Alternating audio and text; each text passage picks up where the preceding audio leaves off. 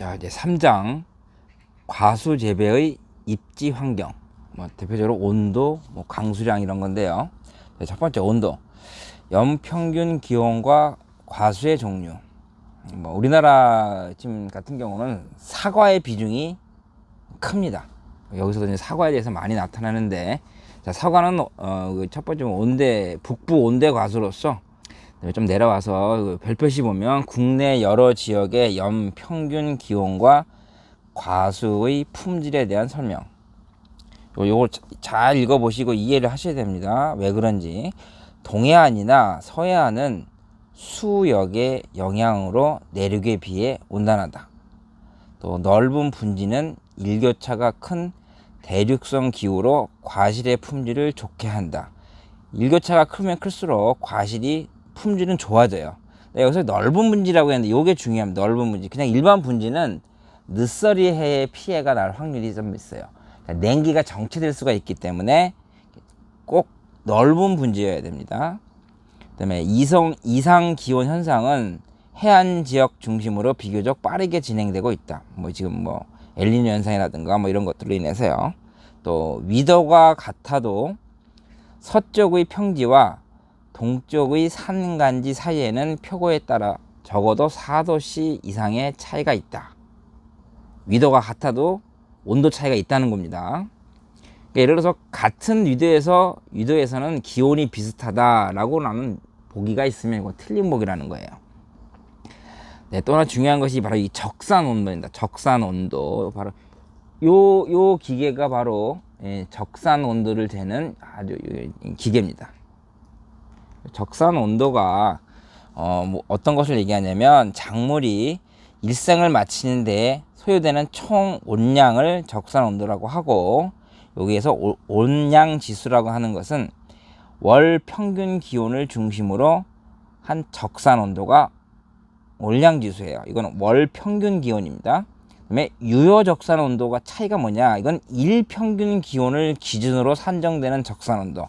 차이가 좀 있죠. 5도씨 기준 적산 온도라는 것이 있는데, 이거는 이제 상록과수의 안전한 월동 온도. 상록과수라고 하면 사계절 동안 이제 낙엽이 안 지는 과수들, 즉 열대성 과수를 얘기하겠죠. 이거는 5도씨 기준 적산 온도를 하는 거고, 그다음에 10도씨 기준 적산 온도는 낙엽 과수의 세 가지 신장에 필요한 한계 온도. 이거는 10도씨 기준 적산 온도를 가지고 하게 됩니다. 우리나라 주요 과수지대의 적산 온도는 약 4000도씨로 페이지 35쪽 그림 보시면 이런 것이 표시되어 있습니다. 별표 또 하나. 과실의 성숙 일수와 품질 등에 영향을 끼치는 온열의 양을 나타낼 때 흔히 이용하는 것. 이게 바로 적산 온도라는 거.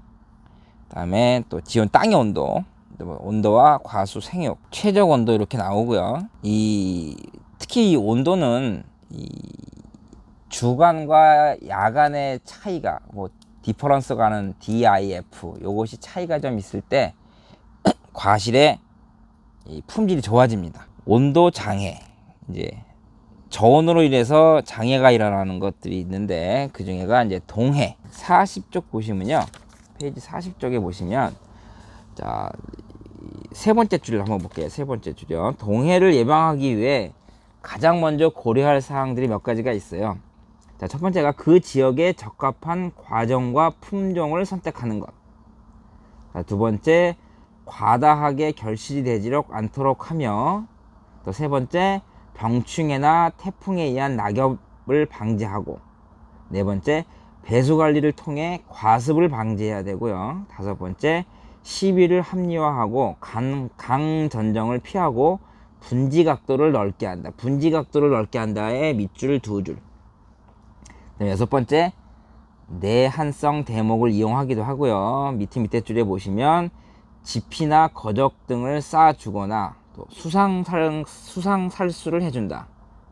이게 물을 뿌려주면 물이 어는 과정에서 잡열이라고 하나요?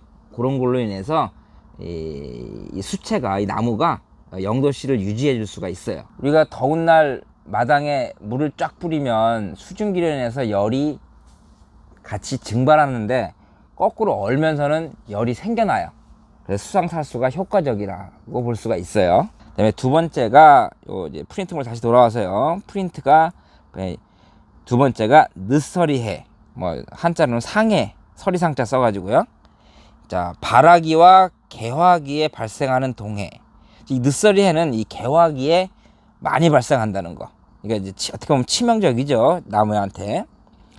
피해를 자주 받는 작물로는 이건 개화기가 빠른 작물을 대체적으로 뭐 살구나무라든가 복숭아나무, 또 자두나무 등 그런 핵가류들이 피해를 자주 받고요. 피해를 거의 받지 않는 작물로는 포도나무, 감나무, 대추나무, 배나무 등은 피해를 거의 받지 않는다고 합니다. 자, 이 늦서리해를 줄이기 위한 방법, 뭐 교재 41쪽에도 자세히 나와 있는데요. 이걸 정리하면, 자, 과수원을 선정할 때 분지나 상로가 되는 경사지를 피한다. 상로라는 건 이제 서리가 지나가는 길이라는 걸로 보시면 되는데, 아까 뭐 넓은 분지는 오히려 이 대륙성 기후라서 과실의 품질을 좋아지게 하지만, 좁은 분지 같은 경우는 이렇게 서리해를 맞을 수가 있어요. 왜? 냉기가 정체되기 때문입니다. 또 냉기의 유입을 방지하기 위해 방상림을 설치한다. 또 훈탄이나 중유를 연소하여 냉기의 침투를 방지한다. 대형 선풍기를 이용하여 냉기와 온기를 순환시킨다. 또 스프링쿨러를 이용하여 살수를 한다. 이런 것들이 다 또 영하 2도에서 영하 5도에서 동결핵으로 작용하는 빙핵 세균을 항생 물질이나 기량균을 이용하여 방지한다. 즉 이 얘기는 뭐냐, 이 빙핵 세균이라는 건 안 좋은 거예요. 안 좋은 거라서 이거를 방제를 해야 돼요. 틀린 보기를 어떻게 나왔냐면 빙핵 세균을 살포한다라고 이제 보기가 나와요. 그러니까 틀린 거예요. 그럼 빙핵 세균을 살포해 버리면 더 서리해를 피해를 더 입을 수가 있어요. 그러니까 방제를 해야 되는 거예요. 그러니까 살포한다는 건 틀린 얘기죠. 자, 요거 같이 늦서리해를 줄이게 하는 대책들이 요런 것들이 있고요. 자, 여기까지가 이제 저온장애인데, 고온도 또 장애를, 너무 높은 온도면 장애를 일으킬 수가 있겠죠. 또 휴먼 타파와 저온 요구도, 저온 요구도. 낙엽 가수는 자연 상태에서 내재 휴먼 타파를 위해 겨울철에 일정한 저온을 거쳐야 하는 것. 그게 저온 요구도인데, 가장 큰 것이 바로 사과, 또 뭐 배, 동양배, 호두 이런 것이 저온 요구도가 크고요. 또 감 양행도 작은 것들이 살구, 뭐 자두, 무화과가 이 저온 요구가 제일 작죠. 근데 무화과 없이 뭐 제일 작은 것 고르라 했는데 살구가 나오면 살구를 고르셔야 되고요. 저온 요구도가 큰 것 고르면 사과를 고르셔야 되는 거고요. 그다음에 일소, 여름철에 직사광선에 노출되는 원줄기나 원가지의 수피 조직, 과실, 잎에 이상이 생기는 고온 장애, 뭐 타들어간다는 표현을 씁니다. 일소라는 게. 다음으로 이제 여기까지가 온도고요. 그다음에 이제 강수량입니다. 강수량. 이제 강수량과 과수의 종류. 보통 이제 하건대, 중건대, 하습대 이렇게 나누어지는데요. 하건대에서는 가장 대표적인 게 유럽 포도, 중간대 미국 포도, 하습대에서는 감 이런 것들이고 있고요. 우리나라의 강수 특징. 우리는 900에서 1300mm 정도. 근데 이렇게 되면 많은 것으로 보여지는데, 저희 같은 경우는 장마라는 여름에 집중되기 때문에 우리나라는 물 부족 국가입니다. 과수의 개화기인 4, 5월과 과실 성숙기인 9, 10월에는 강수량이 적어 개화와 결실에 순조롭고 과실의 비대와 착색이 양호하다. 이건 좋은 점이죠. 그다음에 내건성, 강한 나무도 있고 약한 나무도 있고. 이 감나무 같은 경우는 유목기에는 약하지만 성목기에는 강하다는 거. 이제 그런 게 좀 차이가 있는 거고요. 내수성, 물에 강한 거. 내수성이 강한 거는 인과류, 배, 포도나무, 사과나무, 포도나무, 감나무 이런 것들이 이제 내수성이 강한 가수고요. 내수성이 약한 거, 핵가류들, 뭐 복숭아라든가 자두, 대추 이런 것들이 이제 약한데, 보기가 내수성에 강한 가수가 아닌 것, 뭐 이렇게 문제가 주어지고 배, 포도, 감, 복숭아 이렇게 주는 경우가 있거든요. 근데 강한 가수는 요거니까 약한 가수인 복숭아를 고르시면 되는 겁니다.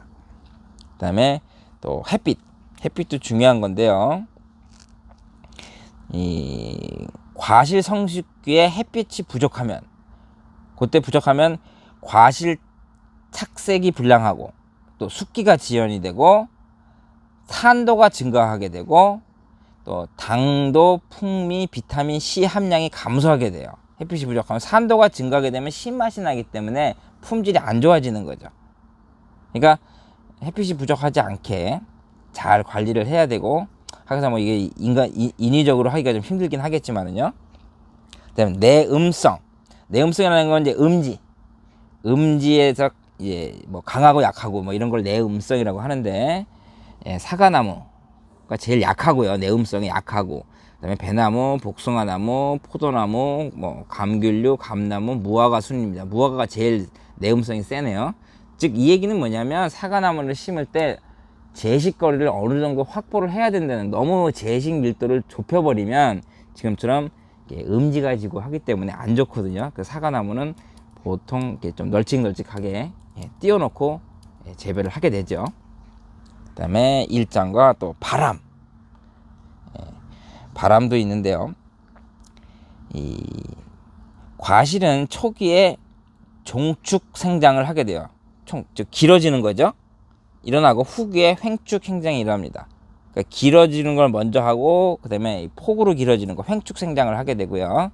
따라서 따뜻한 지방에서는 자란 과실의 모양이 대체로 편원형이 되는 겁니다. 편원형이라고 하는 것은 약간 뭐라 그럴까, 타원형?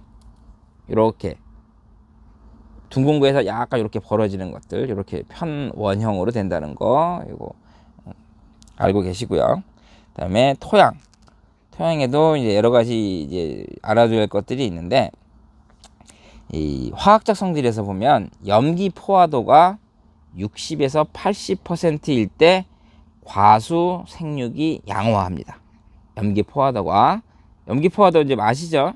CC는 이제 염기 치환 용량이지만 그거보다 이제 염기 포화도, 토양에 붙어 있는 양분들 뭐 이런 것들이 60에서 80% 정도. 그다음에 생물적 성질로 내려가서 과수의 생장에 가장 알맞은 토양 수분 함량은 포장 용수량의 60에서 80%. 이 토양 수분 함량은 이 포장 용수량 말고도 여러 가지 용어들이 있어요. 요 교재 한번 보시고요. 이 포장 용수량의 60에서 80%가 아주 가장 알맞은 거고요. 또 이 과수원은 평지보다는 경사지에 개원을 하는 경우가 많아요. 왜? 땅값이 쌉니다. 그래서 경사지 과수원에 많이 개원을 해요. 근데 이 특징은 이제 평지보다 과실의 숙기가 빠르다는 겁니다. 그러니까 꼭 나쁜 것만은 아니고요. 또 이 경사지 가수원의 또 중요한 장점은 배수가 잘 돼요. 배수가. 물론 단점도 있겠지만 나중에 뒤에서 이제 많이 자세하게 나옵니다. 그러면 페이지 54쪽에 연습 문제 한번 풀어볼게요. 자, 우리나라 가수 재배 지대의 평균 적산 온도 아까 4,000도라고 그랬죠? 약 4,000도. 자, 늦설해를 자주 받을 우려가 있는 과수 핵과류들이, 그러니까 여기서 복숭아나무 고르시면 되는 거죠. 그다음에 저온 요구도가 가장 긴 과수, 저온 요구도 가장 긴 과수 아까 사과나무라고 했죠. 사과나무. 과수 생육에 좋은 토양의 염기 포화도는 60에서 80%.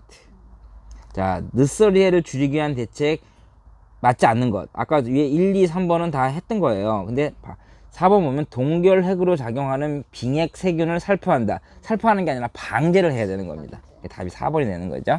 네, 이상으로 3장은 끝내겠습니다.